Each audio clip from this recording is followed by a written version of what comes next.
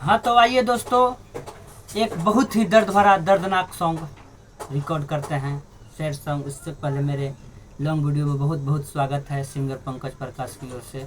उससे पहले शायरी सुनिए। कोई टूटे तो उसे सजाना सीखो, कोई टूटे तो उसे सजाना सीखो, कोई रूठे तो उसे मनाना सीखो। कोई टूटे तो उसे सजाना सीखो, कोई रूठे तो उसे मनाना सीखो। रिश्ते तो मिलते हैं ऐसे मुकद्दर से, रिश्ते तो मिल जाते हैं ऐसे मुकद्दर से, बस उन्हें खूबसूरती से निभाना सीखो, बस उन्हें खूबसूरती से निभाना सीखो।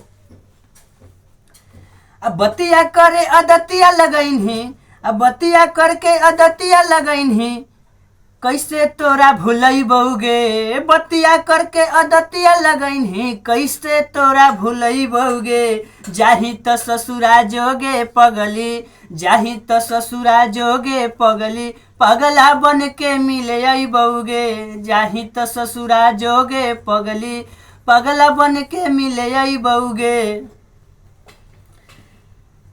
आ संगे खिंचावल फोटवा सिनेमा से सटई बउगे, संगे खिंचावल फोटवा सिनेमा से हम सटई बउगे। जाही त ससुरा जोगे पगली, पगला बन के मिले बउगे।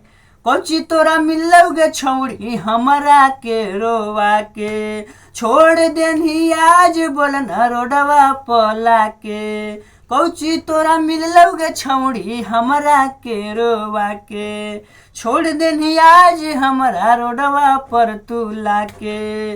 जब जब याद आई तो तोर अखिया से लोरवा हम गिरई बउगे। जब जब तोर याद आई तो लोरवा अखिया से गिरई बउगे। जाही तो जोगे पगली, जाही तो ससुरा जोगे पगली, पगला बन के मिले बउगे। पंकज के काहे रुला देली ऐसे, छोड़ के नहीं तोरा जई बउगे। जाही तो जोगे पगली ससुरा में, पगला बन के मिले बउगे।